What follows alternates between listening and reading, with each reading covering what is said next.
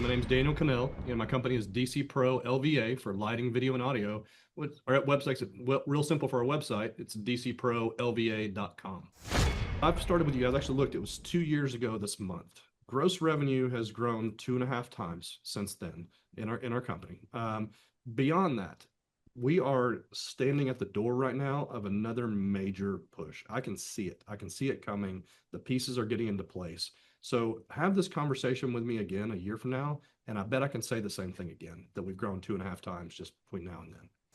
We kind of exist in two spaces. A huge client pool of ours is houses of worship, mainly churches. We've worked with a lot of big clients in that area: Bethel Church, Elevation Church, Life Church here in Oklahoma, Church of the Highlands out of Alabama. You kind of name it. If you're a large church in those areas, we work with them. But what I always like to stress when I say that, those are fun to work with. Some of our favorite clients are the smaller churches around, the ones that just want to have a good way to communicate with their congregations. So smaller churches shouldn't hesitate to reach out to us.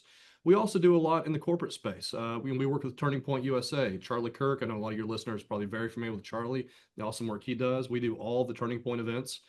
We had the honor of providing lighting for 11 of President Trump's stops that he did with Turning Point on the election cycle. Hopefully going to have some more here. And occasionally we get to work with other more unique artists and clients. We've worked with Nitro Circus, which is the guys that do the crazy backflips on the motorcycles. We've worked with SpaceX, Tesla, a lot of big corporate events. So again, I know a lot of your listeners are people that own corporations, run companies. Having events that are presented with excellence, so represents your company well, is huge, and that's a lot of what we do, is helping other companies with that. It's audio, video, lighting, AVL. We made a little joke in our name. My personal background is as a lighting and production designer, so we decided to switch it up and call ourselves an LVA company. We put lighting first where it belongs, instead at the tail end. But we do all that. Pretty much anything we're going to have a live event where you're going to have an audience, a crowd, a church service, a concert, a corporate event. We specialize in all those types of things, and we're also starting to branch out into TV studio spaces, corporate boardrooms. I can't imagine a bigger failure than when you're in a corporate boardroom and you're trying to communicate with a client and you're having AVL failures. You're not linking up to your Zoom correctly. You don't sound well. You don't look well. Even, right here in my little office, we make sure we have proper lighting, proper microphones. I want to sound good. I want to look good. So we're also starting to help people with that. But I was the technician mindset. So I understood how to do the service work that we do very well. I didn't know how to lead a team doing it. I didn't know how to structure, our sales team properly to take that load off. And, I found myself just showing up at the office every day and going, what hill do I need to climb today? And what that usually meant is that other people got to take control of my time. Whether it would be my employees or our customers, they dictated what my days looked like. When I reached out to you guys and started working with you, what I thought, and what I thought I wanted from you guys was a bunch of pre-built systems that you would hand off to me and go, okay, here's the way you need to do it. What you did, and what has been the real secret for me, is that you worked on me first. An example right here in front of me, I'm looking at my desk.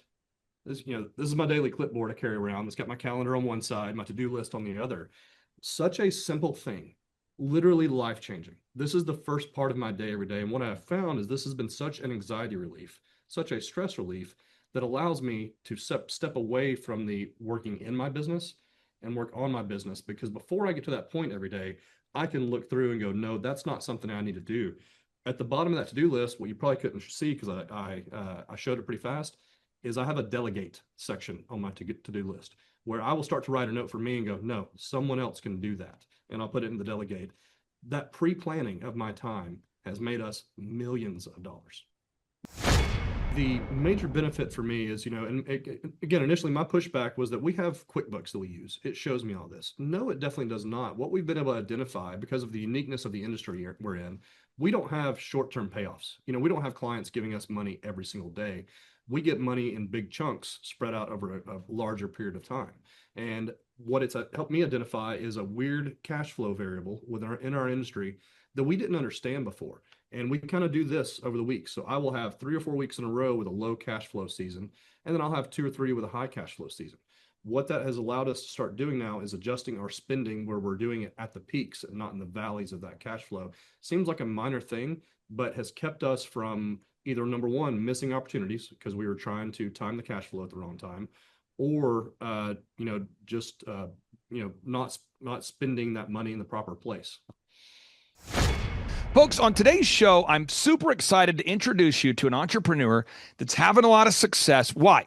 Because I think when I interview someone like Wolfgang Puck, or John Maxwell or the founder of FUBU or an Eric Trump, I think it seems sometimes unapproachable. I think sometimes when you see somebody who's having that level of success, it seems unapproachable. Then I think there's somebody watching today's show and you've got an idea for a startup. You want to start something, or maybe you have a company and you're just kind of stuck. And you say, I want to have massive success, but I need to hear a success story of somebody else that has done it, that is doing it, somebody who's in the trenches with me, because it's going to build your confidence and your faith that you too can do it. And so on today's show, I want to introduce you to a man who has built and is building a super successful company that's adding a ton of value. It's adding a ton of value in the audio visual space. Daniel Connell, welcome onto the Thrivetime Show. How are you, sir? Thanks so much. I'm doing great. I think that may be one of the best compliments I've ever gotten. Definitely the best introduction I've ever gotten. So Well, thanks I appreciate you very much. I know there's somebody watching this going, is this guy an AI model? Is he real? So can you share with us your first and last name and the name of your website? Absolutely. My name's Daniel Connell. My company is DC Pro LVA for lighting, video, and audio. Our website's real simple for our website. It's dcprolva.com.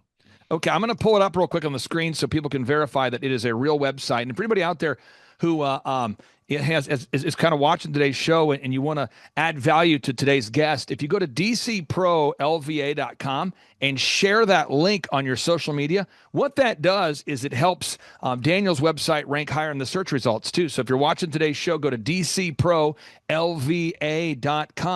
Click there right now and you can see the website and you can verify he's a real person. Now, Daniel, you work on some of the biggest projects in America, some visually spectacular things. Tell us over the years, who are some of the projects, or what kinds of projects have you worked on over the years?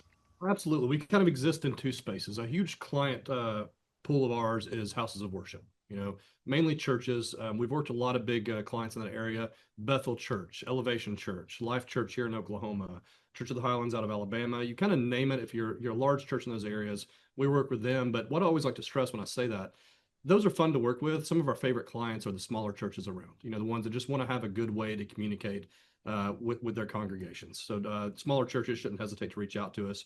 We also do a lot in the corporate space. We work with Turning Point USA, Charlie Kirk. I know a lot of your listeners are probably very familiar with Charlie, the awesome work he does. We do all the Turning Point events. We had the honor of providing lighting for 11 of President Trump's stops that he did with Turning Point on the election cycle. Hopefully going to have some more here. And occasionally we get to work with other more unique artists and clients. We've worked with Nitro Circus, which is the guys that do the crazy backflips on the motorcycles. We've worked with SpaceX, Tesla, a lot of big corporate events. So again, I know a lot of your listeners are people that own corporations, run companies. Having events that are presented with excellence, so represents your company well, is huge, and that's a lot of what we do, is helping other companies with that. If you had to describe the services that you provide, or would you describe yourself as audio, visual, lighting, or what do you call that? What's kind of the industry terminology that would be best used to describe what you do? Absolutely. And you kind of hit the nail on the head there. It's audio, video, lighting, AVL. We made a little joke in our name. My personal background is as a lighting and production designer. So we decided to switch it up and call ourselves an LVA company. We put lighting first where it belongs, instead at the tail end. But we do all that. Pretty much anything we're going to have a live event where you're going to have an audience, a crowd, a church service, a concert, a corporate event. We specialize in all those types of things. And we're also starting to branch out into TV studio spaces, corporate boardrooms. I can't imagine a bigger failure than when you're in a corporate boardroom and you're trying to communicate with a client and you're having AVL failures. You're not linking up to your Zoom correctly. You don't sound well. You don't look well. Even, right here in my little office, we make sure we have proper lighting, proper microphones. I want to sound good. I want to look good. So we're also starting to help people with that. So for anybody watching today's show, if they want to hire you guys or learn more about your services before we get into your story, everybody go out there right now to dcprolva.com. Who's your ideal and likely buyer? Like, who do you work with? Is it typically churches? Is it corporate America? Is it what's kind of your ideal and likely buyer? We are between 60 and 70% of our clients being churches. And again, I mentioned some big names in the church world there. We work with all sizes. Even if you just need some good speakers to make sure your pastor's voice is clear with every seat in the room, we can serve churches of that size up to the biggest in the country.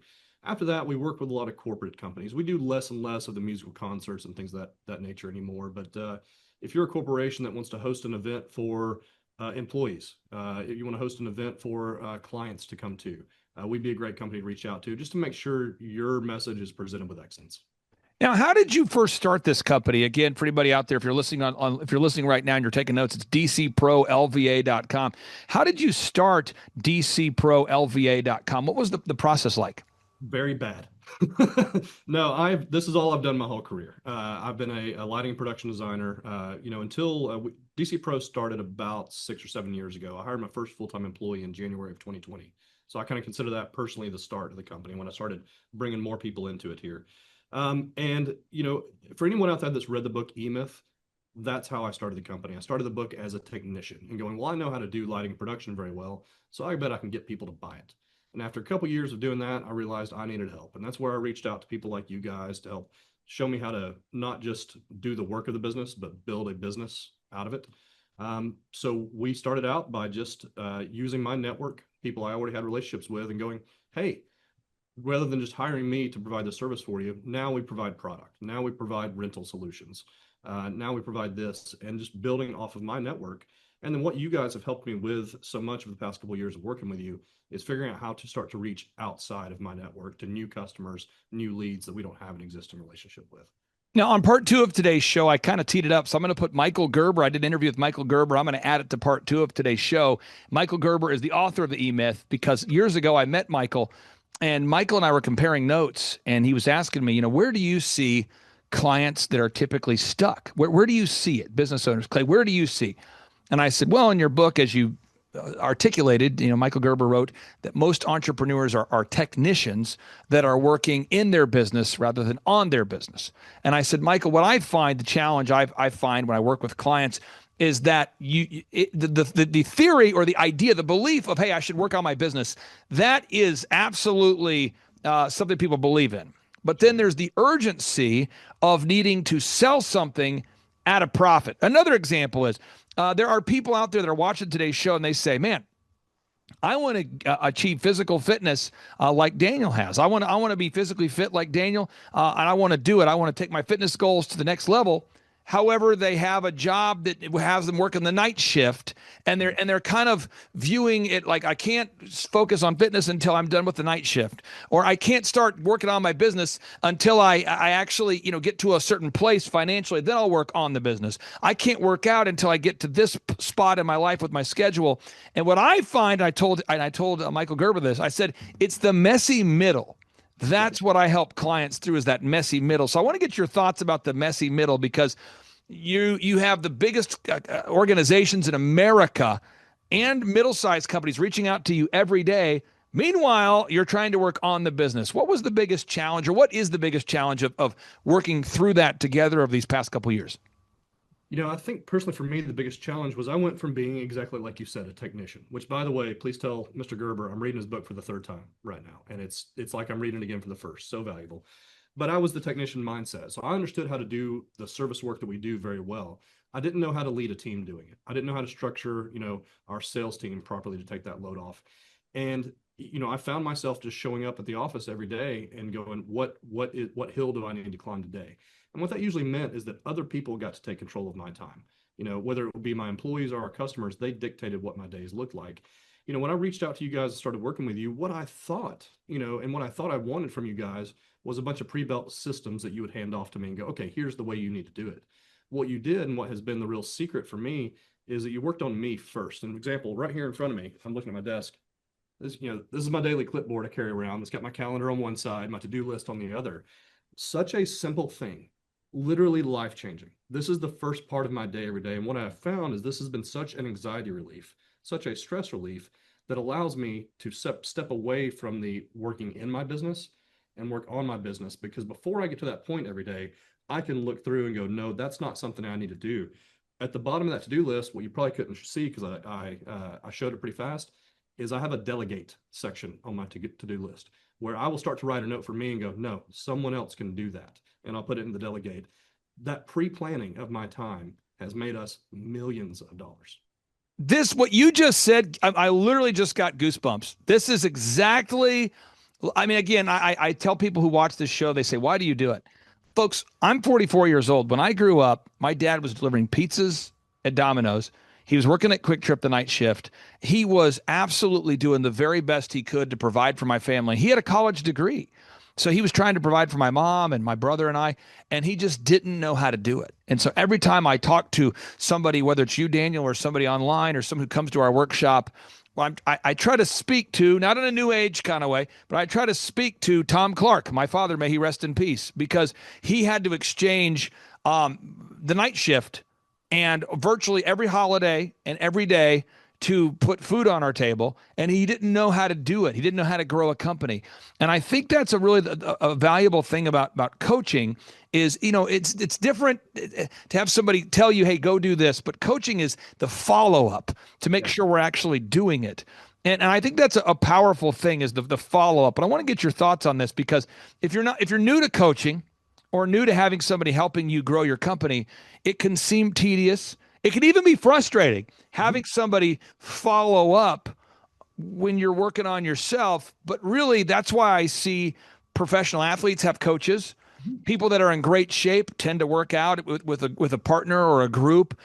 People that have strong financials tend to work with an accountant or a financial coach. Can you talk about just the nature of the coaching relationship? Because I do think it can be tedious. It can be redundant. It could be, but it needs to be. It can be, and it definitely was. And I even went through a cycle with you guys where I wasn't sure what we were doing, and I went and talked to my coach about it, and luckily I got some clarity through that. But what the big mental shift for me was like I said a second ago. I thought you guys were going to work on my business for me, and that was just a misunderstanding on my part. It's exactly what you said. It's coaching. You're working on me so that I can work on my business. Some of the tedious tracking. And again, I didn't understand in the beginning. Some of my pushback to my coach was we already have systems in place for this. We have things that do this. But what he pointed out very clearly, we have those, but I couldn't explain them to him at a granular level. And if I can't, as the owner of the company, explain it to my coach of how this works in our company, and what it's tracking, it means that it's not actually working. So the tracking sheets that you guys have us do, I have a much more of a granular understanding of the finances of our company now than I ever did before. Tracking our Google reviews. I'm going to be real honest. My industry, I did not in the beginning think that was something that was valuable. I was so wrong. And it's not just getting the Google reviews to improve our SEO. What it's done is helped build processes within my team to where I'm giving my guys ownership over that process. I'm getting buy-in from them. So the result of the Google reviews is rather than just benefiting, like I said, our SEO, it's taught my team to, at the end of the project, to go talk to the clients, to get the review from them, to find out what went well, to lean into it. So all that stems from these little, like you said, somewhat tedious things. But what I'd say with anybody that starts coaching with you guys, it took me probably 7 to 10 months before I really got it. And once I did, the value is off the charts. Now I'm going to unpack. There were six. I was taking notes here as you were talking. There are 6 areas I'm going to have you unpack one by one with the limited time we have here. So first off, as I was taking notes, tracking. System number 1, tracking.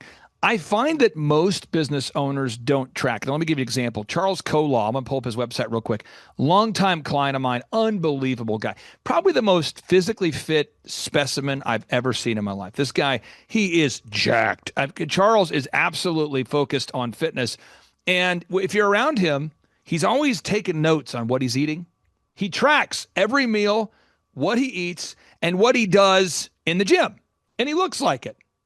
And so Charles is very intentional about tracking in the areas of fitness. And when I started showing him how to track in business, it resonated with him. It connected with him because he goes, okay, I do that in the gym. I don't know why I'm not doing it with my company. And I think somebody out there watching today's show, you're maybe just new to tracking. How does it help you to see a tracking sheet where you can see each week what got done or what didn't get done, or what just where you can see all the results in one place?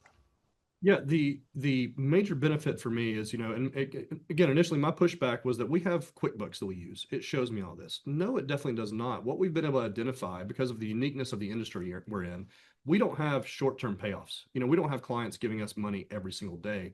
We get money in big chunks spread out over a larger period of time.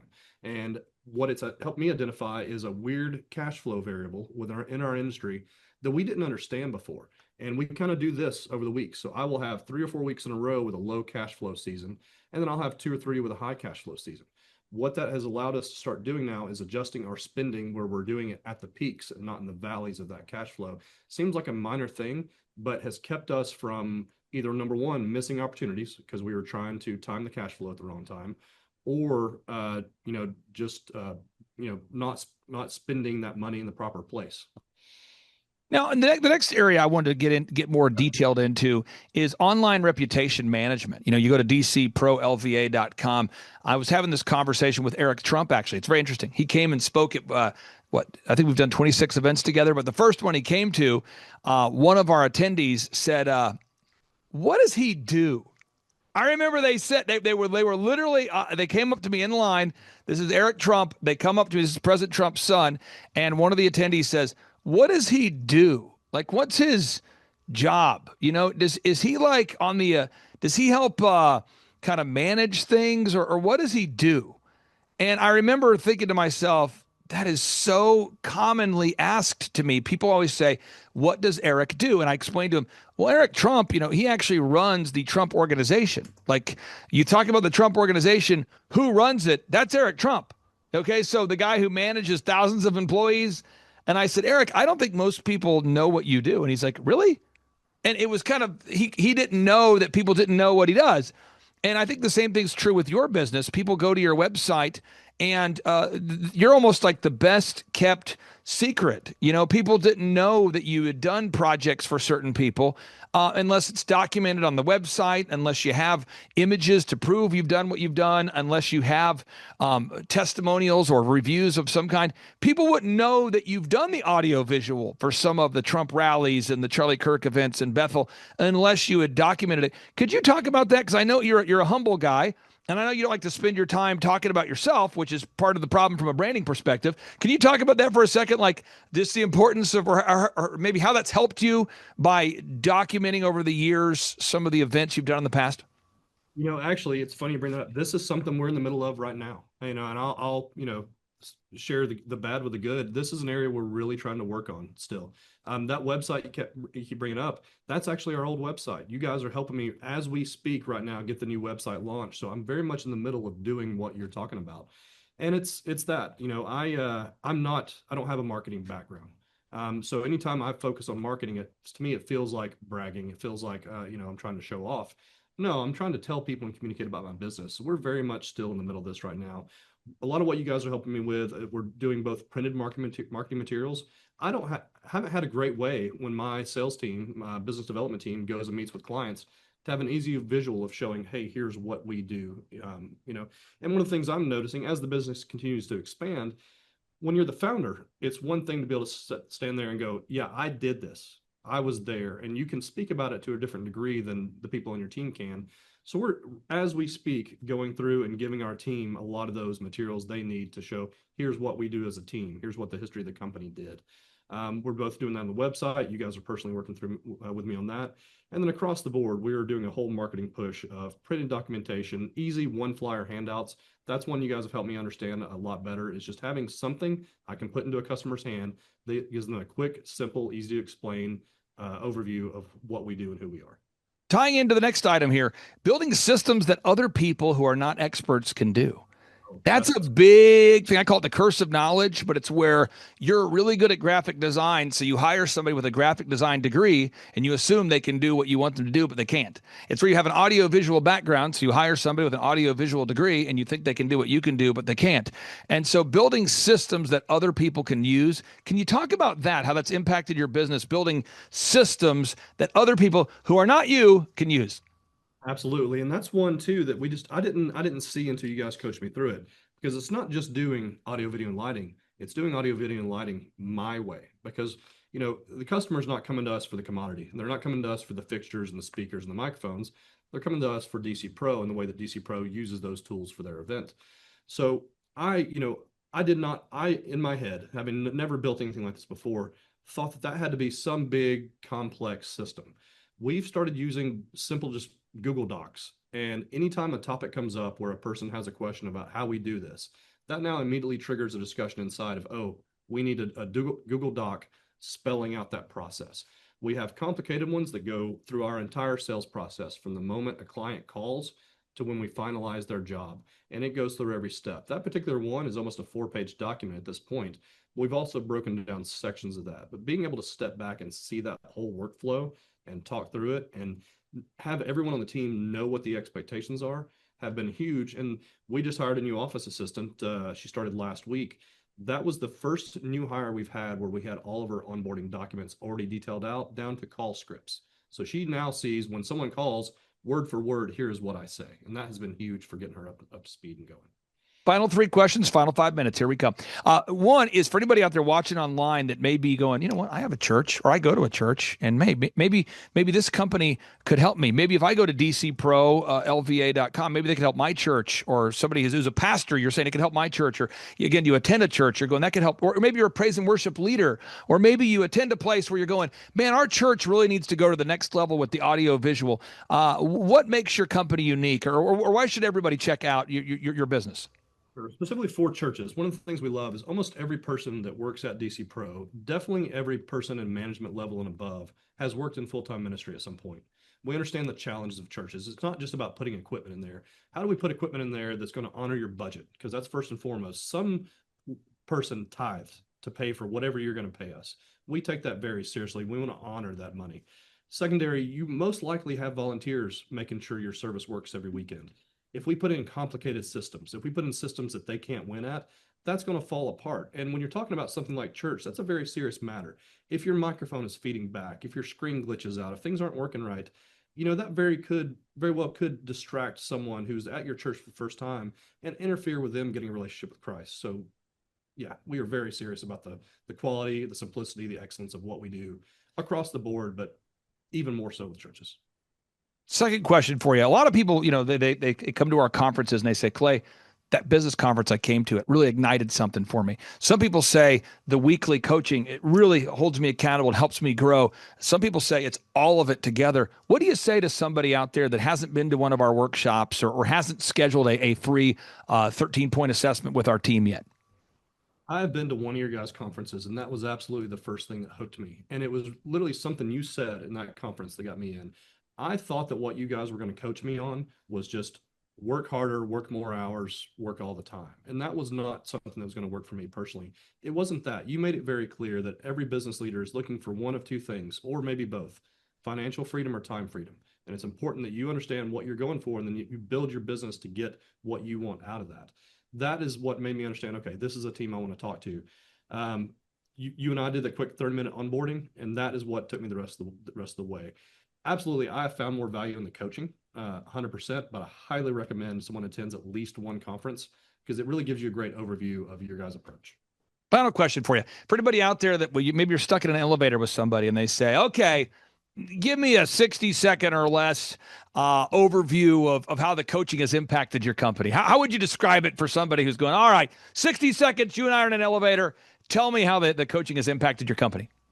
I think for every company, it's going to be a little different, and at the beginning, like I've said a couple times, I thought you guys were there to help work on my company. No, you're there to help work on me. But what that's done is it's taken me from that technician we've talked about from the E-Myth book and turned me into that entrepreneur. I have a background in the industry. I don't need you guys to help me understand audio, video, and lighting everywhere anymore. But what you've done is optimized me. I now get more done in one day here at the office than I used to get done in a week or weeks at the office. But on top of that, I leave the office every day at 2:00 because I have, my family is uber important to me. Getting to the gym every day to make sure I'm mentally, physically feeling well so that I can do all the things I need to do is very important to me. So I get up every day at 4 a.m., go straight to my office at home and work for 3 hours before I ever get to the office. Now, some people may be saying, that sounds horrible. But yeah, what if it meant you could get away at 2:00? So it took months and months of Andrew from your team really individually honing in on every little detail. But I'm now optimized to the point where, it's not just that you guys help me with DC Pro. There's a few more things we're trying to get lined out at DC Pro. So it's at the point where I feel like I want it. But now I can't wait to start for my next business and the next business after that and the next business after that. We have 2 in the cooker right now that I'm not quite ready to launch. But when I do, it's going to be huge. The reason I can do that is not because you told me how to run DC Pro. You taught me how to run me. Yeah, our service, we do charge $1,700 a month for our service. We do that. We make a 20% profit margin. So I make $340 a month per client. From an ROI perspective or return on investment perspective, what kind of ROI have you seen? So I've started with you guys. I actually looked, it was 2 years ago this month. Gross revenue has grown 2.5 times since then in our company. Beyond that, we are standing at the door right now of another major push. I can see it. I can see it coming. The pieces are getting into place. So have this conversation with me again a year from now, and I bet I can say the same thing again, that we've grown 2.5 times just between now and then. Daniel, it's an honor to serve you. Thank you so much for sharing your story, for encouraging everybody out there. And again, I got goosebumps when you're explaining to me the transformation. So I couldn't be more excited to serve you. Thanks for joining us today. Appreciate you guys so much. Take care. Bye-bye. Clay, you're an entrepreneur. I'm an entrepreneur. And as they say in Stoic, the obstacle is the way. And so if you let these pinheads get in your way, you're in trouble. Robert, one of the things that you said on multiple interviews, multiple times, and every time you said it, I thought to myself, have I not been paying attention? Because it felt like new information to me the first time I heard it, which is probably the 50th time I'd heard it. You said octa non verba. And maybe the first time you said it, I was driving while I'm, listening to the podcast while driving. And maybe I was half paying attention, but I octa non verba. And then it was like almost like an angelic moment for me. And I octa non verba. And once I finally understood what it meant and what you were saying and how it could be used, I think it was life-changing for me and how I approach business. Could you explain octa non verba, what it means and how our listeners can apply it? Clay, you gave me goosebumps, man. I'm glad it hit you as hard as it did. Octa non verba is the motto of the U.S. Merchant Marine Academy at Kings Point, New York. I had appointments with Naval Academy and Kings Point Merchant Marine Academy. And Merchant Marine Academy's motto was octa non verba. In other words, don't listen to what a person says. Watch what they do. Clay, my honor to be on your show. And thank you for all you do. I hear the ripple effects from you are good ripple effects. You know what I mean? People rave about what they learned from you. So congratulations. I learned at the Academy, Kings Point in New York. Octa non verba. Watch what a person does, not what they say. Hi, I'm Ryan Wimpy. And I'm Rachel Wimpy, and the name of our business is Tip Top Canine. Our business is a dog training business. We help people with behavioral issues and teach their dog how to listen. When I was learning to become a dog trainer, we didn't learn anything about internet marketing or advertising or anything at all. Just dog training. And that's what's so great about working with Clay and his team, because they do it all for us. So that we can focus on our passion, and that's training dogs. Clay and his team here, they're so enthusiastic. Their energy is off the charts. Never a dull moment here at Thrive. We've been working with Clay and his team for the last 5 months, 2 of which have been our biggest months ever. 1, our biggest gross by 35%. Clay's helped us make anything from brochures to stickers, new business cards, new logos, scripts for phones, script for email, script for text message, scripting for everything. How I would describe the weekly meetings with Clay and his team are awesome. They're so effective. It's worth every minute. Things get done. We'll ask for things like different flyers, and they're done before our hour is up. So it's just awesome, extremely effective. If you don't use Clay and his team, you're probably going to be pulling your hair out, or you're going to spend half of your time trying to figure out the online marketing game and producing your own flyers and marketing materials, print materials, all the stuff like that. You're really losing a lot as far as lost productivity and lost time, not having a professional do it. It has a real sense of urgency and that actually knows what they're doing when you already have something that's your core focus that you already know how to do. You would also be missing out with all the time and financial freedom that you would have working with Clay and his team. We would recommend Clay and his team to other business owners because they need to be working on their business, not just trying to figure out the online game, which is complex and changing daily. So no one has a marketing team too. Most people don't. They can't afford one, and their local web guy or a local person that they know probably can't do everything that a whole team and a whole floor of people can do in hours and not just weeks or months. There's a definite sense of urgency with Clay and his team. I used to have to ride other web people, really ride them to get stuff done, and stuff is done so fast here, and there's a real sense of urgency to get it done. Hey, I'm Ryan Wimpy. I'm originally from Tulsa, born and raised here. I've definitely learned a lot about life design and making sure the business serves you. The linear workflow for us and getting everything out on paper and documented is really important. Like we have workflows that are kind of all over the place, so having linear workflow and seeing that mapped out on multiple different boards is pretty awesome. That's really helpful for me. The atmosphere here is awesome. I definitely just stared at the walls, figuring out how to make my facility look like this place. This place rocks. It's invigorating. The walls are super, it's just very cool. The atmosphere is cool. The people are nice. It's a pretty cool place to be. Very good learning atmosphere. I literally want to model it and steal everything that's here at this facility and basically create it just on our business side. Play is hilarious. I literally laughed so hard that I started having tears yesterday. Get ready to enter the Thrivetime Show. We started from the bottom, now we here. We started from the bottom and we'll show you how to get here. Started from the bottom, now we here. We started from the bottom, now we here. We started from the bottom, now we're on the top. Teaching you the systems to get what we got. Colton Dixon's on the hooks, I break down the books. Z's bringing some wisdom and the good looks. As the father of five, that's why I'm alive. So if you see my wife and kids, please tell them hi. It's the C&Z up on your radio. And now 3, 2, 1, here we go. We started from the bottom, now we here. We started from the bottom. Yes, yes, yes, and yes, Thrive Nation. Today is a very special occasion because you never know, Josh Wilson, who you are going to meet at a Trump Hotel room. You never know when you go to the Trump Hotel in Chicago. You never know who you're going to meet there.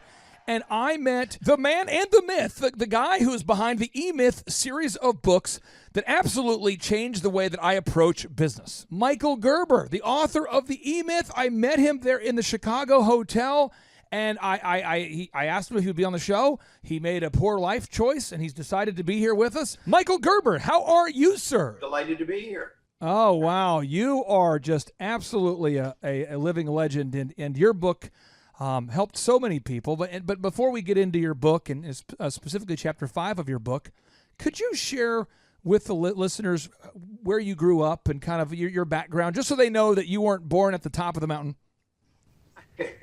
Well, hear me, nobody is born at the top of the mountain. I certainly wasn't. I was born in New Jersey, in Elizabeth, New Jersey, of a couple of beautiful Jewish parents. And part of a growing family. In 1936, in the heart of the Depression, just as the horror was taking place in Europe, and just before the Holocaust was to take place in Europe, I grew up as a little boy in that season without any understanding of what was going on in the world around me. My parents decided to move from New Jersey to California in 1947, and we did move to Anaheim, California, and I was raised in Anaheim, California, and my journey started in Anaheim, California, and my journey continued for the rest of my life to the point where you speak to me here today. And I could go into all of that, but it is such an uninteresting story about Michael Gerber, where he was, what he did, how he did it, why he didn't do it, what he could have done. So let me ask you this. When did you kind of start to figure out what you wanted to do professionally? What age were you when you had that idea? I didn't. I never focused on what I wanted to do. I was a jazz saxophone player. I was an encyclopedia salesman. I did this, I did that, I did that, I did this. All the time that I was doing that, I was reading and studying philosophy, spirituality, music, jazz, all the stuff anybody would ever be attracted to until I hit the age of 41. Now hear me, all of this started, Clay, then at the age of 41. 41.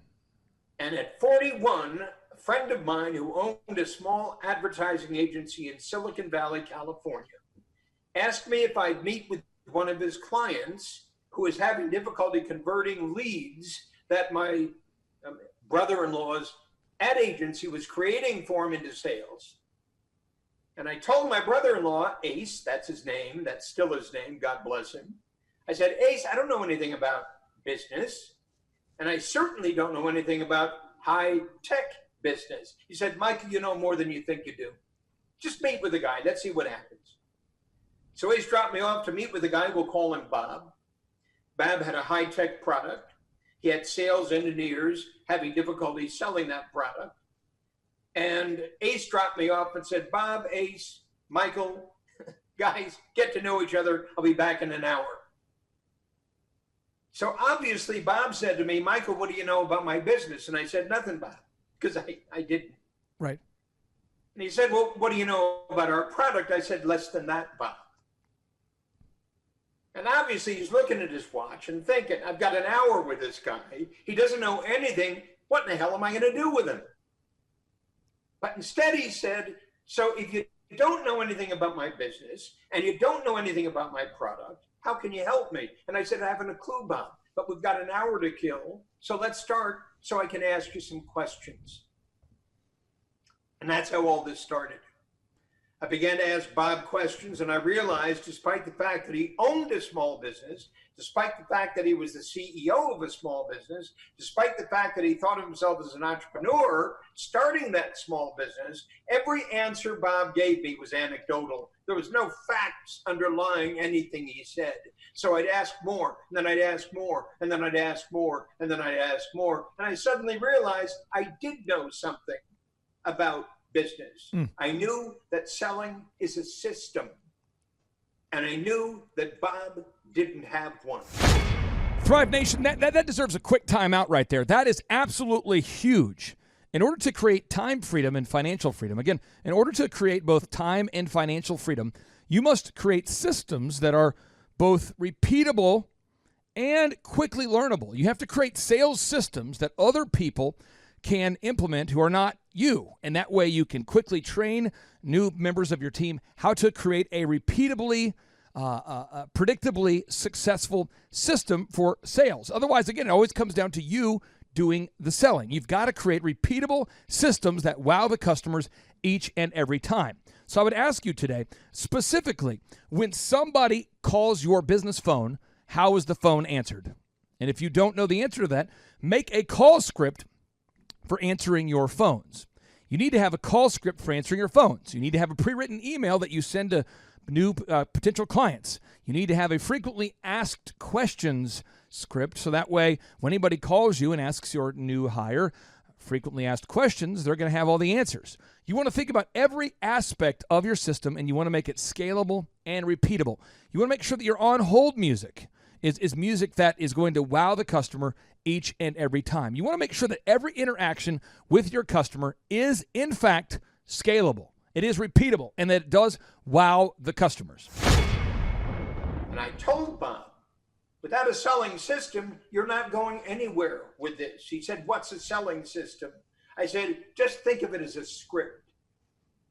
First you say this, then you say that, then you say this, then you say that. Oh, yeah. First he does this, then he does that, then he does this, then he does that. And in the process of doing this and doing that and saying this and saying that, something happens, and you can predict what that's going to be after you've gotten it down, really gotten it down into a groove.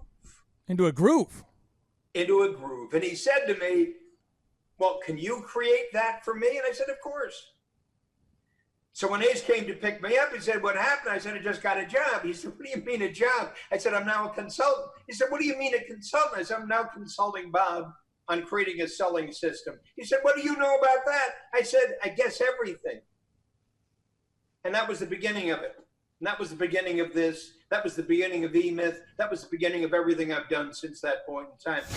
Remember, keep this planted firmly in your mind, that entrepreneurship is simply solving a problem for your ideal and likely buyers in exchange for compensation. Again, entrepreneurship is simply solving a problem in exchange for the compensation that you seek for your ideal and likely buyers. Think about all of the problems that you can solve for your ideal and likely buyers. Make a list of all the problems that you can solve for your ideal and likely buyers and offer your ideal and likely buyers those solutions in exchange for the money you seek, and you will create both time and financial freedom. It is that easy, my friends. It is unbelievable. Find a problem that you can solve for your ideal and likely buyers, and then make the system repeatable. Make it scalable, and make sure that it wows your ideal and likely buyers. Make sure that the business can work without you, and you shall experience both time and financial freedom. So you might say, I didn't come to the realization of why I was here on the planet until I turned 40. 40 years old. Now, let me ask you, at the age of 40, you began to have these epiphanies, discovering that many of the people out there, most of our listeners, most people on the planet, we have bought into this thing called the E-myth, where we've bought into this wrong mindset to business, or this wrong way about looking at business. Can you explain what the E-myth is for people out there that don't know what the E-myth stands for? Sure. The E-myth is the entrepreneurial myth. It's based upon the assumption that everybody believes anybody and everybody who starts their own business is an entrepreneur. And the fact is they're not. What I learned with Bob, and then with Mary, and then with Judy, and the various little companies that I worked on behalf of Ace's ad agency, until the point it became obvious that I was going to do this on my own, not in Ace's ad agency, because Ace didn't believe in what I was saying either. But I came to realize that none of them were entrepreneurs. They were all what I came to call technicians suffering from an entrepreneurial seizure. True. All they did was create a job for themselves. True. So every small business is a job for the idiot who started it. And now they're working for a really big idiot themselves. Gosh. And they're saying to themselves, yeah, but this isn't working. And of course it's not working, because they didn't design it to work. They didn't build it to work. They didn't launch it to work. They didn't grow it to work. Right. How to do that, design it, build it, launch it, and grow it, is what the E-myth is all about.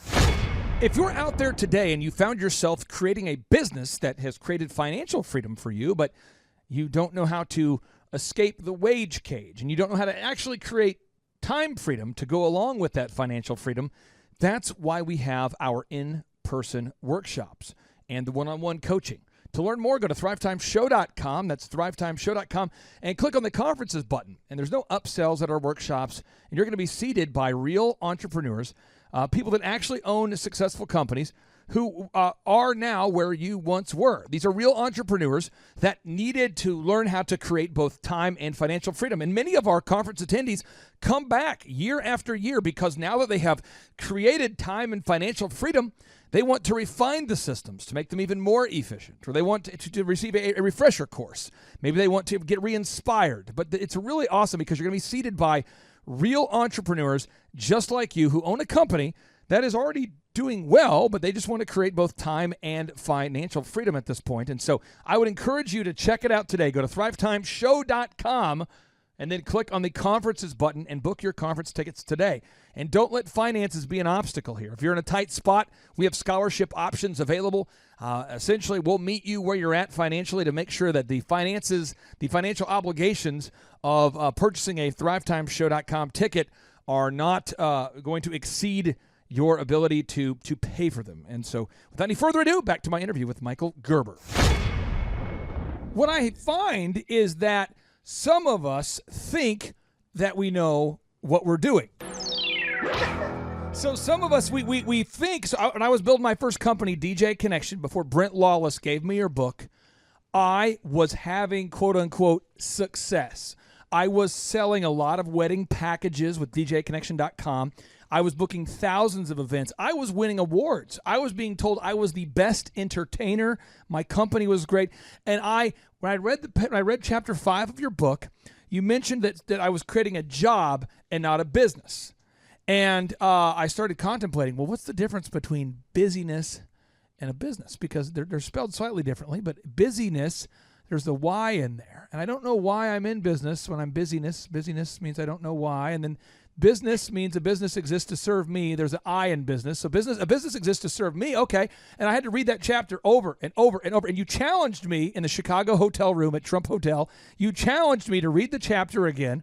So I read the book again. I read it. I went through all my highlights and I took photos of them and I sent it to your wife because I wanted you to know that I'd read it again. And so I would like to go into, if we can, to chapter 5 of your book and to page 51. We're going to open up the book, E-Myth Revisited, where you wrote, every adolescent business reaches a point where it pushes beyond its owner's comfort zone. For me, it was djconnection.com. The boundary within which he feels secure in his ability to control his environment and outside of which he begins to lose control. That's why I wanted to DJ 250 events, Michael, before your book saved me. I literally did 250 events in 1 year. I personally made the playlist for every wedding. I did everything. Tons of money, no time to spend it. It was awesome and terrible at the same time, and the world kept cheering.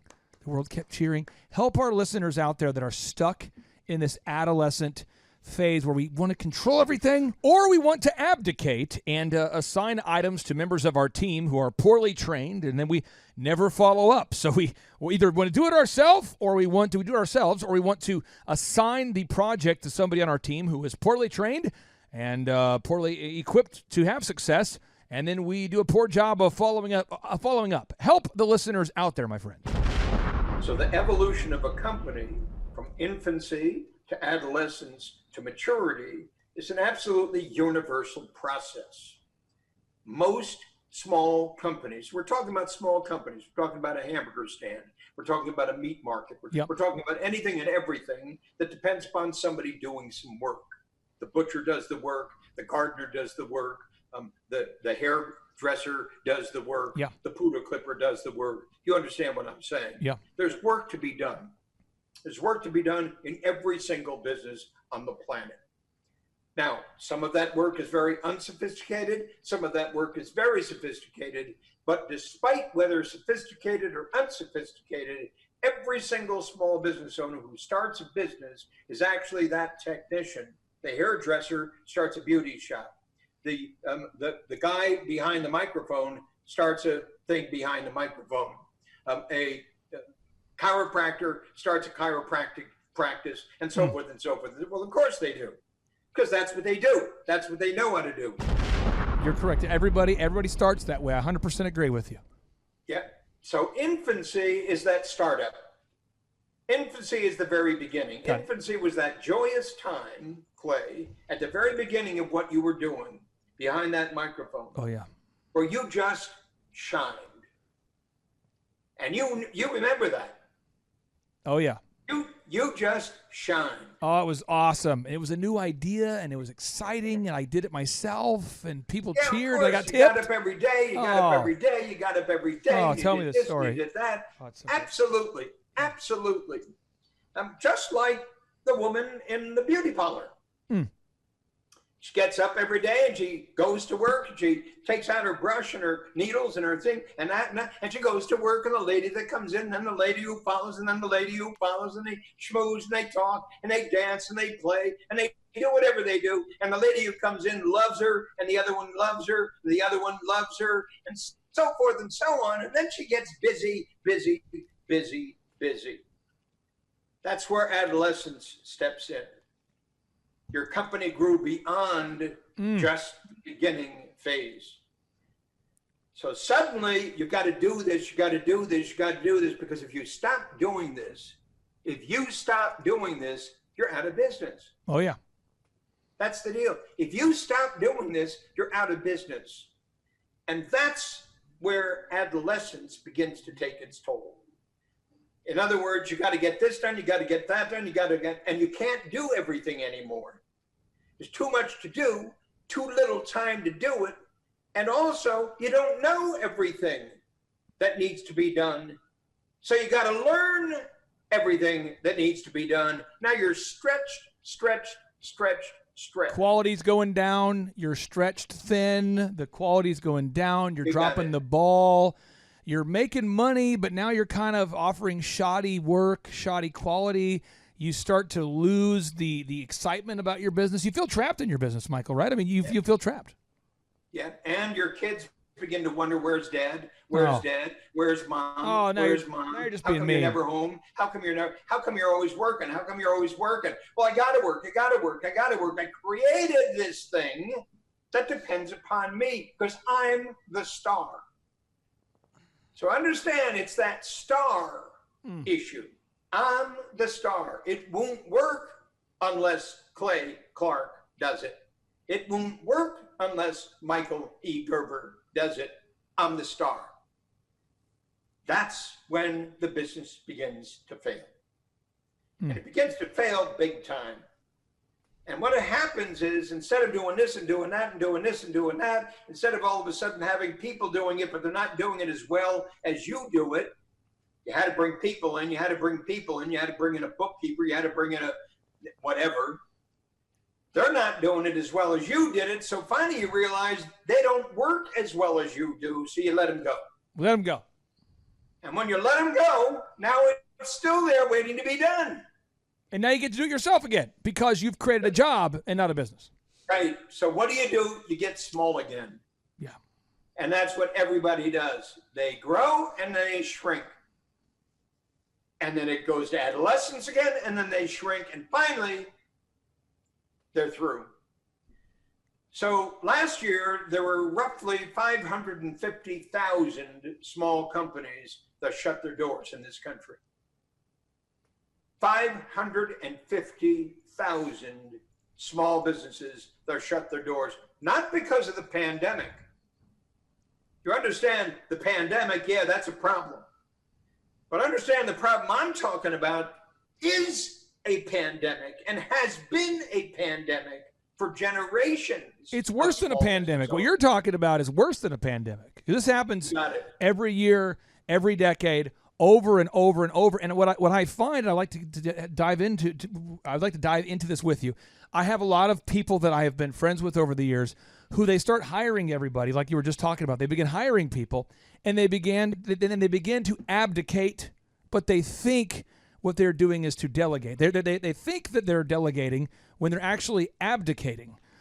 Could you talk about this? I see it with accounting almost 100% of the time, where people, they bring in someone to do their accounting and they do not follow up with them because they're supposed to be the expert. I mean, can you help the listeners out there and maybe tell us what the difference is between abdicating and delegating? Very simple. Abdication is where you turn over responsibility for something and there is no system. You turn over responsibility for a result, but there is no system. There's no method by which that result is intended to be produced. You understand, when McDonald's was first formulated, the very first franchise store, the franchise prototype in Des Plaines, Illinois, Ray Kroc went to work on that McDonald's hamburger stand to perfect the systems in that hamburger store so that whomever he hired would master the system. Master the system. The system was the solution, not the person he hired. In every case you're talking about, where we abdicate accountability, we're effectively turning over the responsibility to produce a result to somebody who's going to do it whatever way they do it. And every single person we turn it over to does it differently. So there is no way we do it. And if there is no way we do it, there is no, in quotes, McDonald's. There is no franchise. There is no turnkey system. There is no evolution of a methodology that identifies a brand from everyone else. You, when you talk about a system, this might sound mean, and Michael, please feel free to argue with me if you need to here. You can straighten me out here. But I know people that say to me, business owners who I meet at conferences or who I meet in my building, they'll say, Clay, the system is Kara. The system is Steve. The system is Josh. They're assuming that a person is the system because the person does the job. And then that key person who's been with them since day 1 or maybe day 10 or maybe month 6, they move on. But I have found since implementing your approach to business, working on a business, the E-Myth approach, I now am no longer dependent upon personalities. So when somebody feels like it's time to move on, I can encourage them to move on with great joy. I mean that. I can be happy for them. I don't have to hold them hostage, and they don't hold me hostage. Because the system stays here. Yeah. Because you own the system. You own the brand. You own the methodology. You own the ability to produce the result that you have designed your company to produce again and again and again and again. So when people tune in, when people come in, when people come to the store, when people go online, no matter where it is, online, offline, it doesn't make any difference. It produces exactly the result they came to get because it is an intelligent system. That's the key to the EMIC. That's one of the critical keys to the EMIC. It's the system, stupid. I have before I let Josh ask you some questions, Josh with Living Water Irrigation is here. Now, I want to brag on Josh. He's grown a business from $300,000 in revenue to he's on pace to hit $3 million this year. But last year, Josh, what were your sales last year? What would you end the year at? $1.8 million. He's been a client of mine for a long time. And he's probably been tired of me referencing you. He's probably tired of it. He's probably saying, stop referencing. This guy doesn't even exist, probably. He thinks you're probably like a mythical person. But I show him the book cover. He Googles you. He verifies. He knows you're real now. And now he's here with you. And he has some questions for you, Michael. So, Josh, what questions do you have for the great one, Mr. Michael Gerber? Well, Michael, first and foremost, thank you so much. It really honestly is an honor to speak to you. Due to you and all the coaching from Clay, it's truly, sincerely changed my life and the trajectory of it. So first and foremost, I'm thankful and grateful, sir. Well, thank you. Beyond that, my first question would be, what is the easiest way for us as a company? You know, we're having some pretty exponential growth, and we're really excited about it. But what's the easiest way for us to define our biggest limiting factor? And for other business owners out there, what's the easiest way to actually define that, Michael? Well, your biggest limiting factor is what keeps you from producing what you hope to produce. Your biggest limiting factor is what keeps you from producing what you intend to produce, what you hope to produce, what your dream says you're there to produce. And so everything starts with a dream, a vision, a purpose, and a mission. That's the most critical thing you have to do at the beginning of all of this. I have a dream, I have a vision, I have a purpose, I have a mission. In 1977, when I started this thing that I'm so crazed about, when I started in 1977, we started with a dream, a vision, a purpose, and a mission. Our dream then, literally, in quote, was to transform the state of small business worldwide. Our vision was to invent the McDonald's of small business consulting. Our purpose was that every single small business owner who was attracted to our paradigm and implemented it could be as successful as a McDonald's franchisee or even more.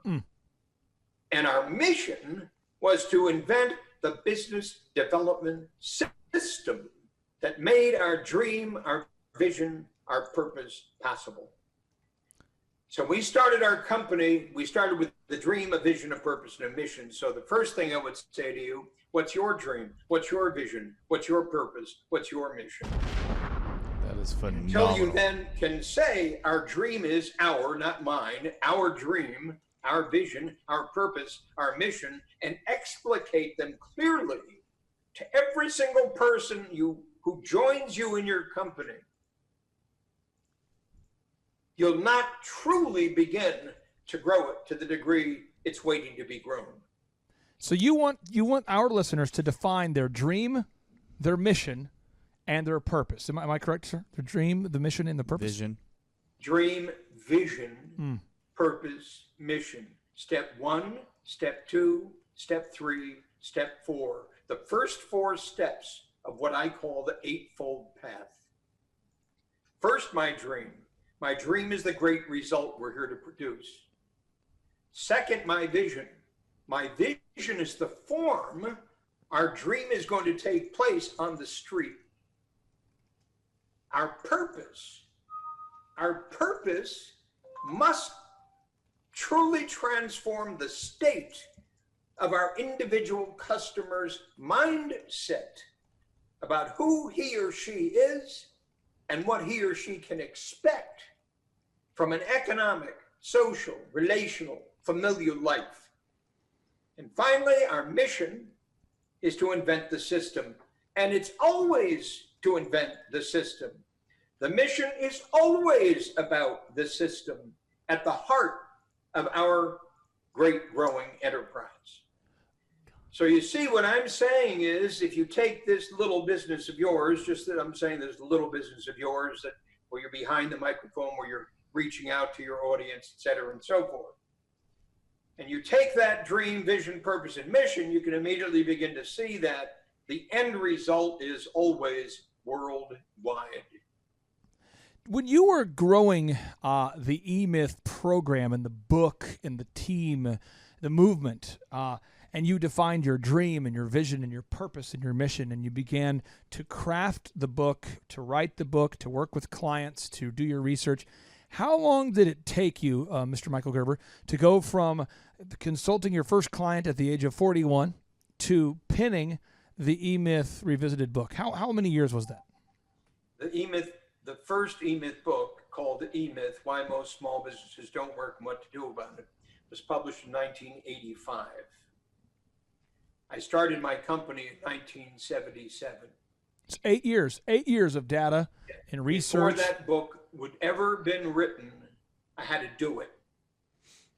And so the first years, from 77, 78, 79, 80, 1, 2, 3, 4, 5, I was working on the Michael Thomas Corporation to design, build, launch, and grow our turnkey capability to transform the state of small business worldwide.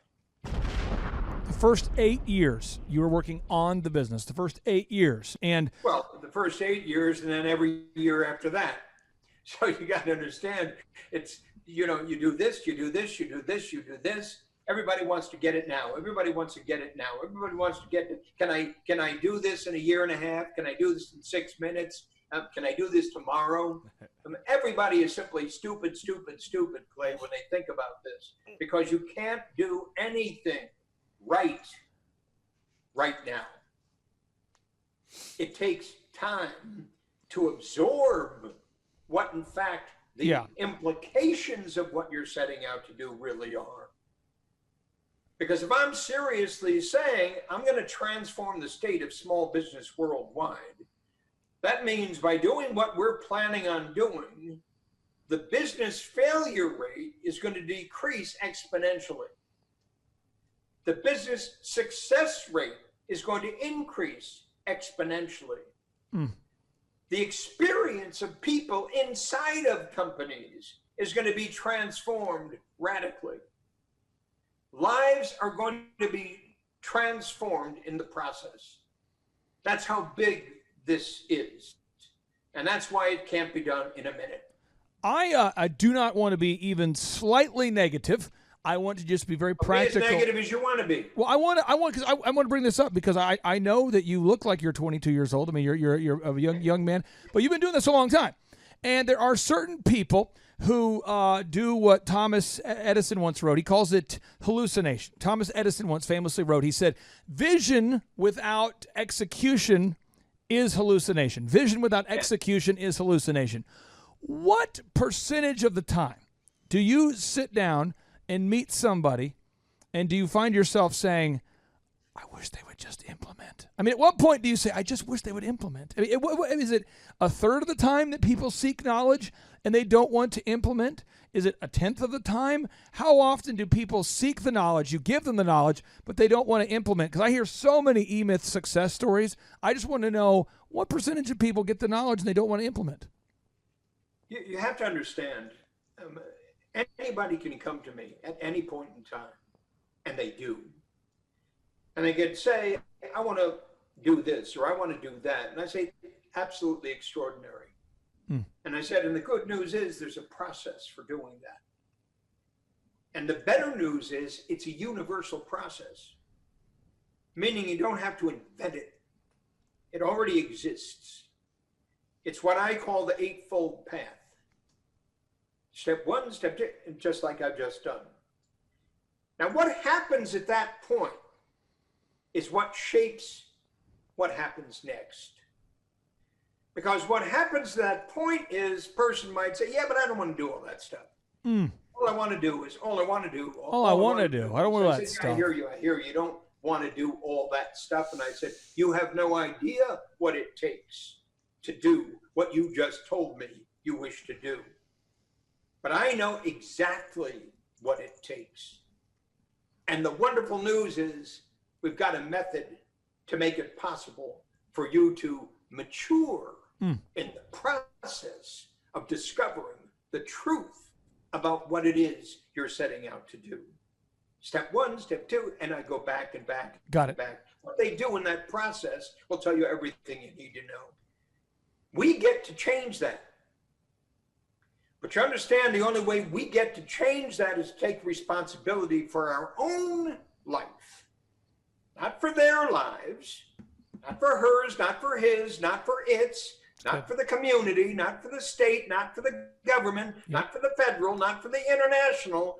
Our life, my life. I've got to go to work on my life.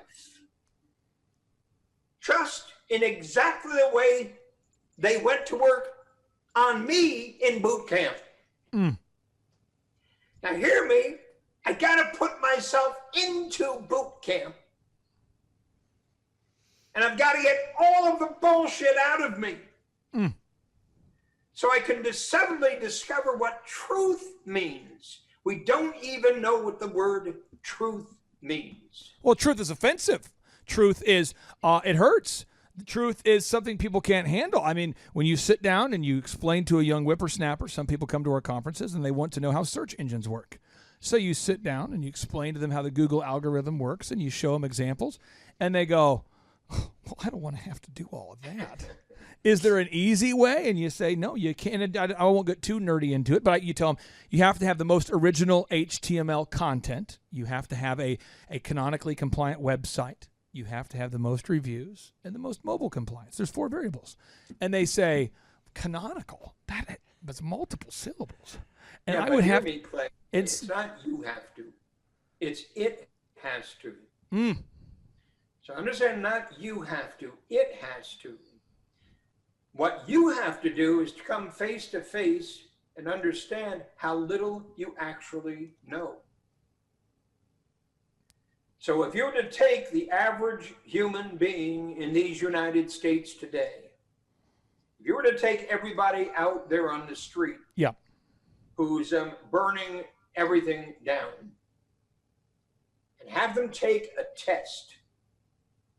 Now, I'm not talking about a hard test. I'm talking about a simple test. Simple test. I'm talking about your A, B, C's. I'm talking about your 1, 2, 3s. If you were to put them through that process, the vast majority of them would fail. Absolutely abject failure. And then you've got to say, if you don't even know that, what leads you to presume that you can tell me how to live my life? Time for boot camp. So my point is, one of the greatest things that anybody could possibly do for America is put everybody into boot camp. Everybody goes to boot camp. You got to have a boot camp in whatever you're deciding to do. You got to have a boot camp because that's where people demonstrate who they are and what they know and what they do and what they don't and what they're not willing to do. Boot camp, boot camp. You got to open them up. Tears are weakness leaving the body, as my uncle used to tell me. I think what you're telling us is mind-altering for some people. And I want to respect your time. I had a couple more questions on part 1 of this interview. I wanted to ask you specifically, on page 67 of your book, you wrote something to me, the reader, to all the readers. You wrote this to us. You said, you did the best you could. It's time to get on with your life, to build your business in an enlivening way. What does it mean to build your business in an enlivening way? What does it mean to enliven? Is that what you're asking? Yes, because it's a word that I don't hear people use. Well, it means to bring true life to it. Mm. In short, when folks come to work, they're coming to invest their life for a particular period of time, to engage in work with the intent of producing a result. It's going to add value to every single person associated with that work. That means your customer. That means the guy at the desk next door. It means the guy you report to. It means the woman in the accounting department. It means everybody and anybody who's joined here, come here every day. It's like a prayer at the beginning of the day. Every day to enliven the experience, to come closer to God. So I've been given to say of late, if we're born in the image of God, and in Genesis it says we are, then it means we're born to create. God is the creator. So if we're born in the image of God, it means we're born to create. To create what? To create a world fit for God. Well, what would a world fit for God look like? Well, you can begin by reading the 10 Commandments.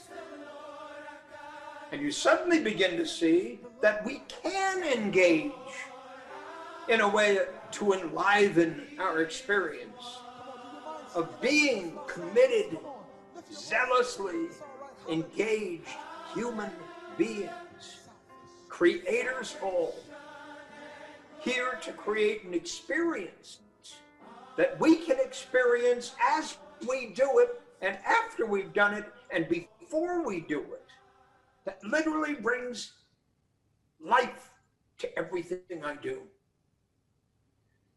Imagine that. And then you see what I mean by that. You have given me an enlivened existence where I was able to escape the rat race. So today, while we've been talking, I think my team has probably cut, we have 3 stores, or there's 5 stores that are open that cut hair, and I don't have the ability to cut hair. So the barbershop, there's 5 stores open we have. So there's probably 200 people that got their hair cut in the last hour and a half, 2 hours, about 200 people getting their hair cut. But wait a second, Clay. Yeah. That's not true what you just said. Oh, sure. You said, I don't have to do anything. No, hear me. You have to be something. True. So at the heart of what you've created is your energy. At the heart of your energy is a love for God. True. At the heart of your love for God is your determination to transform the state of every human being you connect with in whatever way is possible. Economically, socially, spiritually, relationally. What an extraordinary thing to possess as Clay Clark possesses it. And what an extraordinary thing for Clay Clark to pursue with every bit of energy you've got. I appreciate you saying that, and I want you to know you unshackled me personally. It was a thing where you allowed me to get away from the DJ microphone at these weddings, to get away from the day-to-day operations and the reactivity, to be able to build proactive businesses. So now we can hopefully together mentor millions of people. And you have helped me, and I would love to give you the microphone to share what you're working on now, because whatever you're working on now deserves a Harry Carey holy cow. Holy cow! Whatever, because we met in Chicago, so whatever you're working on now deserves a Chicago Harry Carey holy cow. Holy cow! So tell us, what are you working on now, sir? What are you doing? Well, hear me. I want you to think of a university, spelled Y-O-U, university. A university called Radical U. Radical Y-O-U. I want you to imagine awakening the entrepreneur within every human being on the planet. Every human being on the planet capable of studying, capable of working. That's what we created. So we have created a university, an entrepreneurial development university, to take out to the world and to transform the state of entrepreneurship worldwide to a degree that's never been accomplished before. Our university is 5 years long. Our university is devoted to what we call the Eightfold Path. Wow. And every student in our university will discover their dream, their vision, their purpose, their mission, their job, their practice, their business, their enterprise. An evolution of an enterprise from a company of one to a company of 1,000, called Beyond the E-Myth. The evolution of an enterprise from a company of one to a company of 1,000. And here's the best part. And you can promote this, Clay, until you're blue in the face. But every person within the sound of your voice needs to understand this, that we're giving the first year of Radical You away for $10. $10 the whole year? $10 for the entire year. 52 weeks, 52 video sessions online right now. And every single person within the sound of my voice, or can see my face, or see my Panama hat, or see your jacket, whatever it is, every single human being, I'm inviting them to join us in Radical You. When those people join us in Radical You, Clay, we're going to bring folks like you, folks like the other gentleman who just said hurrah, folks like every person you're connected with who wants to become a teacher of creativity. You're going to come and join us at Radical You, and you're going to teach something, and they're going to teach something, and I'm going to teach you what to teach. But hear me, that's what we're working on. 5 million students within the next 3 years. And then guess what's going to happen? What's going to happen? Apple, the company, is going to acquire Radical You. Michael, I want to respect your time. I know you're probably taking your wife on a great date tonight. Thank you. Thank you so much, my friend. I really do appreciate you. Clay, see you in Oklahoma. Clay Clark is here somewhere. Where's my buddy Clay? Clay's the greatest. I met his goats today. I met his dogs. I met his chickens. I saw his compound. He's like the greatest guy. I ran from his goats, his chickens, his dogs. So this guy's like the greatest marketer you've ever seen, right? His entire life, Clay Clark, his entire life is marketing. Years from now, some of them may look back and ask themselves whether they've made the right choice, whether they've made the most of the opportunities they've been given. Together, we have the same mission. Over the course of your life, you will find that things are not always fair. You will find that things happen to you that you do not deserve and that are not always warranted. But you have to put your head down and fight, fight, fight. Never, ever, ever give up. Don't give in, don't back down, and never stop doing what you know is right. Nothing worth doing ever, ever, ever came easy. And the more righteous your fight, the more opposition that you will face. In your hearts are inscribed the values of service, sacrifice, and devotion. Now you must go forth into the world and turn your hopes and dreams into action. America has always been the land of dreams because America is a nation of true believers. When the Pilgrims landed at Plymouth, they prayed. When the founders wrote the Declaration of Independence, they invoked our Creator 4 times. Because in America, we don't worship government, we worship God. It is why our currency proudly declares, "In God we trust." And it's why we proudly proclaim that we are one nation under God. The story of America is the story of an adventure that began with deep faith, big dreams, and humble beginnings.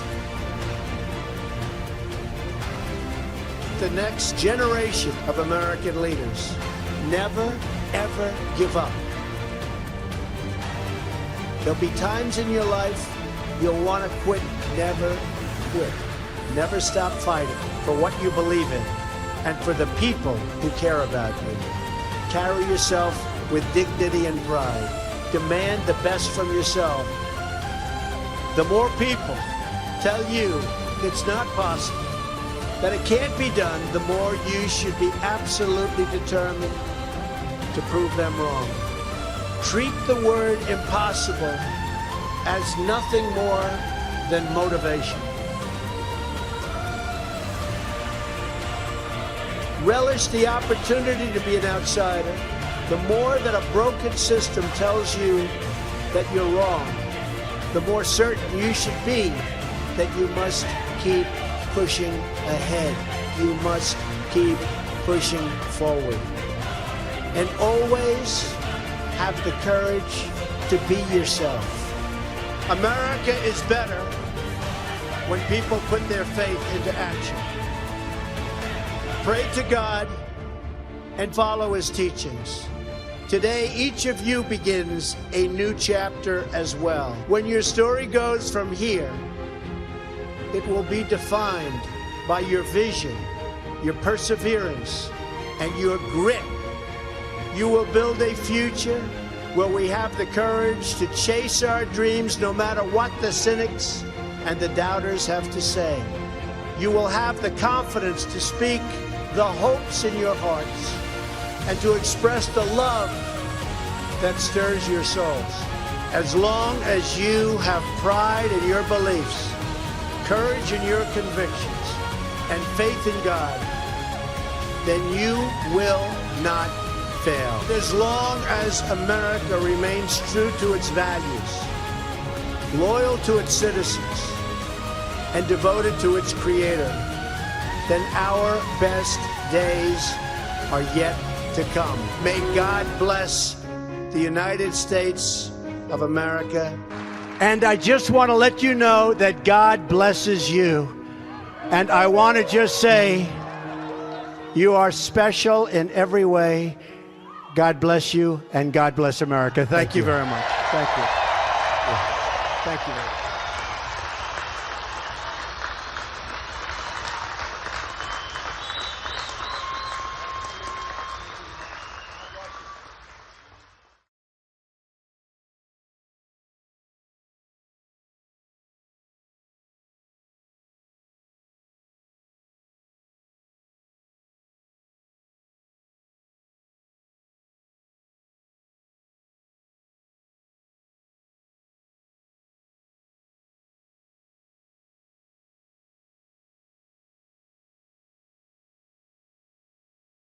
I'm Bob Healy, and I'm originally from Tulsa, Oklahoma.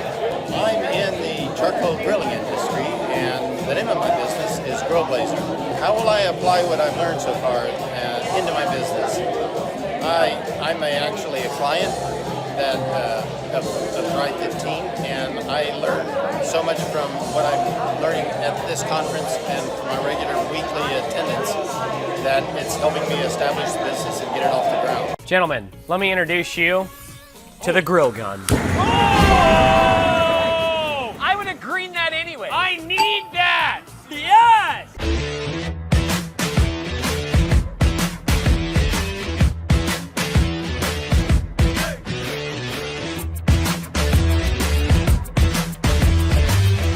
This nozzle on the top, you slightly turn like almost nothing, so a little bit of the gas starts coming out, and then you press the trigger. You can either turn the nozzle on the top to have more power, and this one here is a full power trigger, basically madness. You push it down and yeah. It is a lot of fun. Check it out! You're gonna super glue that? I will. Oh! Yeah! Everything that you see is authentically clay. It's a great deal of fun. Everybody enjoys it. They know when they they walk in, they think they're coming into a carnival, and frankly they are. It's just great fun. There's not another conference like it. You just don't go to a carnival atmosphere and learn like you do here at a Thrive conference. It's great. The reason people should attend at least one of these conferences is because it's common sense. And everybody's fed an entire line about the way you should run a business, but until you actually experience running a business, which is candidly what you learn here, how to run a business, you don't know what you're doing. One of the gentlemen, his name is Bob Healy, came to our conference with a quasi-functional prototype. He had terminal cancer, and Bob came to me and said, "Help me." Entrepreneur Clay Clark has built several multi-million-dollar businesses. Now, he helps budding entrepreneurs like Bob turbocharge their ideas with a 14-step plan. And grillblazer.com is now a massively successful company that's becoming a household name in many American homes. This is American Thought Leaders, and I'm Yanya Kellick. Clay Clark is here somewhere. Where's my buddy Clay? Clay's the greatest. I met his goats today. I met his dogs. I met his chickens. I saw his compound. He's like the greatest guy. I ran from his goats, his chickens, his dogs. So this guy's like the greatest marketer you've ever seen, right? His entire life, Clay Clark, his entire life is marketing. Okay, Aaron Antis, March 6th and 7th. March 6th and 7th, guess who's coming to Tulsa, Jerusalem? Ooh, Santa Claus? No, that's March. March 6th and 7th, Oh. You're going to be joined by Robert Kiyosaki. Robert Kiyosaki. Best-selling author of Rich Dad, Poor Dad. Probably the best-selling, or one of the best-selling business authors of all time. And he's going to be joined with Eric Trump. He'll be joined by Eric Trump. So we got Eric Trump and Robert Kiyosaki in the same place. Aaron, why should everybody show up to hear Robert Kiyosaki? Well, you got billions of dollars of business experience between those two, not to mention many, many, many millions of books have been sold. Many, many millionaires have been made from the books that have been sold by Robert Kiyosaki. I happen to be one of them. I learned from the man. He was the inspiration. That book was the inspiration for me to get the entrepreneurial spirit, as many other people. Now, since you won't brag on yourself, I will. You've sold billions of dollars of houses, am I correct? That is true.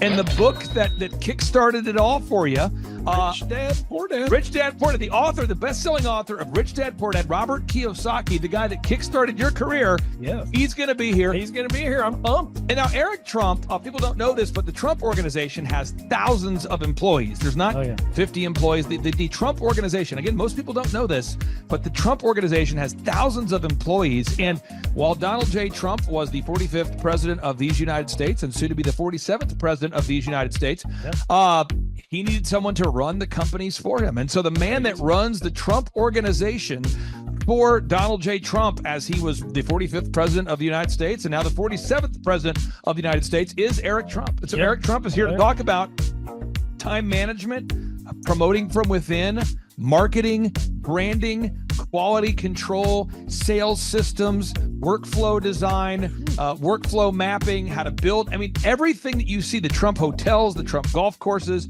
all their products, the man who manages billions of dollars of real estate and thousands of employees is here to teach us how to do it. You are talking about one of the greatest brands on the planet from a business standpoint. Right. I mean, who else has been able to create a brand like the Trump brand? I mean, look at it. And this is the man behind the business for the last pretty much since 2015.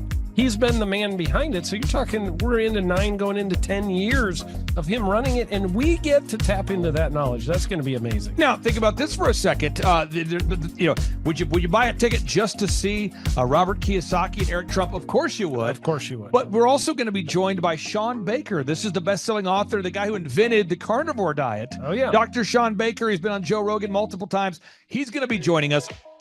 So you've got Robert Kiyosaki, the best-selling author of Rich Dad, Poor Dad, Eric Trump, Sean Baker. The lineup continues to grow, and this is how we do our tickets here at the Thrivetime Show. If you want to get a VIP ticket, you can absolutely do it. It's $500 for a VIP ticket. We've always done it that way. Now, if you want to take a general admission ticket, it's $250 or whatever price you want to pay. And the reason why I do that, and the reason why we do that is because we want to make our events affordable for everybody. I grew up without money. I totally understand what it's like to be the tight spot. So if you want to attend, it's $250 or whatever price you want to pay. That's how I do it. And it's $500 for a VIP ticket. Now, we only have limited seating here. With the most people we've ever had in this building was for the Jim Brewer presentation. Jim Brewer came here, the legendary comedian Jim Brewer came to Tulsa, and we had 419 people that were here. 419 people. Yeah. And I thought to myself, there's no more room. I felt kind of bad that a couple people had VIP seats in the men's restroom. Oh, no, I'm just kidding. But I thought, you know what, we should probably add on. So we're adding on what we call the upper deck, or the top shelf. So the seats are very close to the presenters, but we're actually building right now. We're adding on to the facility to make room to accommodate about another 30 attendees or more. So again, if you want to get tickets for this event, all you have to do is go to thrivetimeshow.com. Go to thrivetimeshow.com. When you go to thrivetimeshow.com, you'll go there, you'll request a ticket, boom. Or if you want to text me, if you want a little bit faster service, you say, I want you to call me right now. Just text my number. It's my cell phone number, my personal cell phone number. We'll keep that private between you, me, everybody. We'll keep that private. In anybody. Don't share that with anybody except for everybody. That's my private cell phone number. It's 918-851-0102. 918-851-0102. I know we have a lot of Spanish-speaking people that attend these conferences, and so to be bilingually sensitive, my cell phone number is 918-851-0102. That is not actually bilingual. That's just saying Juan for a one. It's not the same thing. I think you're attacking me. Now, let's talk about this. Now, what kind of stuff will you learn at the Thrivetime Show workshop? So, Aaron, you've been to many of these over the past 7-8 years. So let's talk about it. I'll tee up the thing, and then you tell me what you're going to learn here, okay? Okay. You're going to learn marketing and branding. What are we going to learn about marketing and branding? Oh, yeah. We're going to dive into, so many people say, I got to get my brand known out there, like the Trump brand, right? You want to get that brand out there. It's like, how do I actually make people know what my business is and make it a household name? You're going to learn some intricacies of how you can do that. You're going to learn sales. So many people struggle to sell something.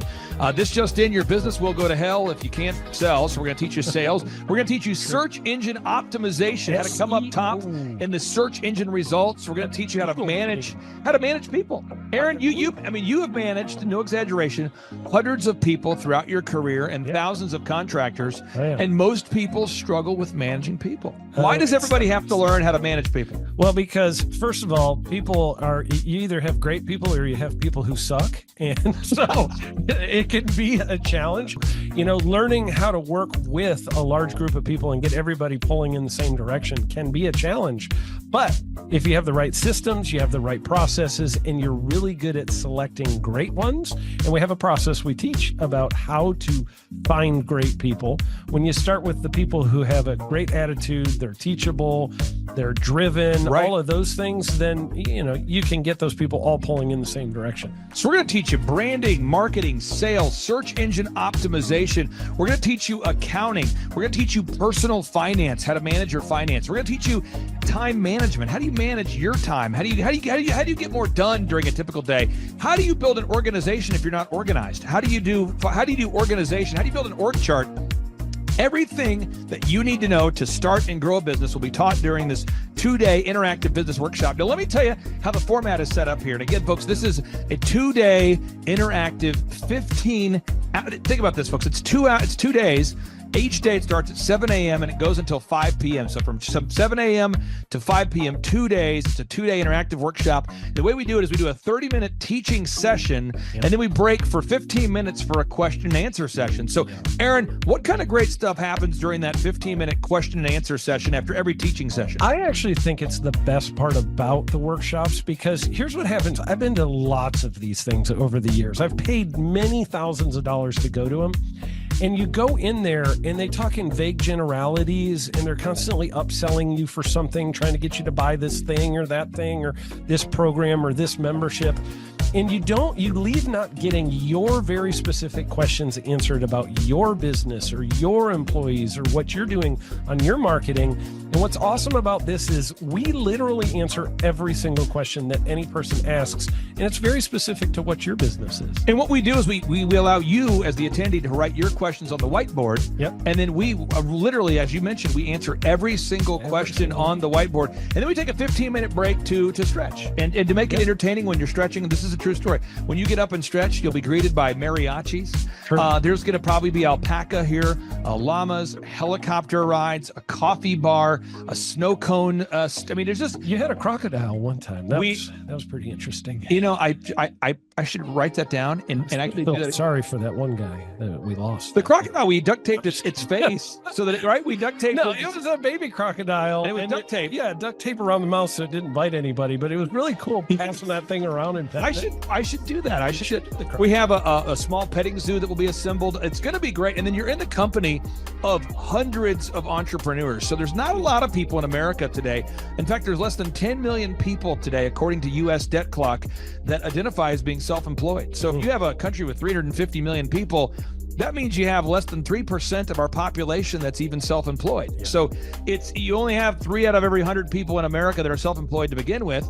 And when Inc. magazine reports that 96% of businesses fail by default, you have a 1 out of 1,000 chance of succeeding in the game of business. But yet the average client that you and I work with, we can typically double this. And this is no hyperbole, no exaggeration. And I have thousands of testimonials to back this up. We have thousands of testimonials to back it up. But when you work with a home builder, when I work with a business owner, we can typically double the size of the company within 24 months. Yeah. Double. And you say double? Yeah, there's businesses that we have tripled. There's businesses we've grown 8x. There's so many examples you can see at thrivetimeshow.com. But again, this is the most interactive, best business workshop on the planet. This is objectively the highest rated and most reviewed business workshop on the planet. And then you add to that Robert Kiyosaki, the best-selling author of Rich Dad, Poor Dad. You add to that Eric Trump, the man that runs the Trump Organization. You add to that Sean Baker. Now you might take, but Clay, is there more? I need more. Well, okay, Tom Wheelwright is the wealth strategist for Robert Kiyosaki. So people say, Robert Kiyosaki, who's his financial wealth advisor? Who's the guy who manages, who's his wealth strategist? His wealth strategist, Tom Wheelwright, will be here. And you say, Clay, I'm not going to get a ticket unless you give me more. Okay, fine. We're going to serve you the same meal both days. True story. We cater in the food, and because I keep it simple, I literally bring in the same food both days for lunch. It's Ted Escondido's, an incredible Mexican restaurant. That's going to happen. And Jill Donovan, our good friend, who is the founder of Rustic Cuff. She started that company in her home, and now she sells millions of dollars of apparel and products. That's rusticcuff.com. And someone says, I want more. This is not enough. Give me more. Okay. I'm not going to mention their names right now because I'm working on it behind the scenes here. But we've got one guy who's given me a verbal to be here.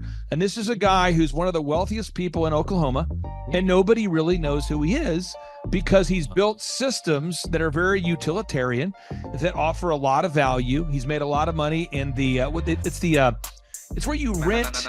It's short term. It's where you're renting storage spaces. He's a storage space guy. He owns what do you call that? The rental, storage space. Storage units. This guy owns storage units.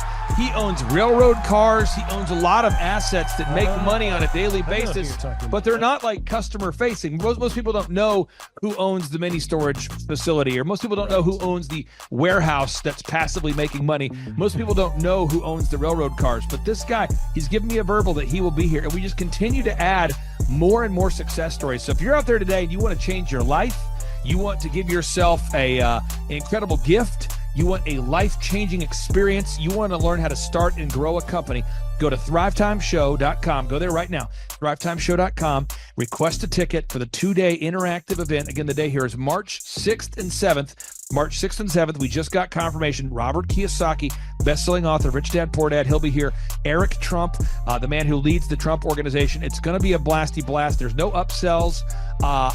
Aaron, I could not be more excited about this event. I think it is incredible. And there's somebody out there right now, you're watching and you're like, but I already signed up for this incredible other program called Smoke Your Way to Thin. I think that's going to change your life. I promise you, this will be 10 times better than that. Looks like I picked the wrong week to quit smoking. Don't do the Smoke Your Way to Thin conference. That is, I've tried it. Don't do it. Yeah, chain smoking is not a viable. I mean, it is life-changing. It is life-changing. If you become a chain smoker, it is life-changing. Not the best weight loss program, though. Right, really. So if you're looking to have life-changing results in a way that won't cause you to have a stoma, get your tickets at thrivetimeshow.com. Again, that's Aaron Antis. I'm Clay Clark, and reminding you and inviting you to come out to the 2-day interactive Thrive Time Show workshop right here in Tulsa, Oklahoma. I promise you, it will be a life-changing experience. We can't wait to see you right here in Tulsa, Oklahoma.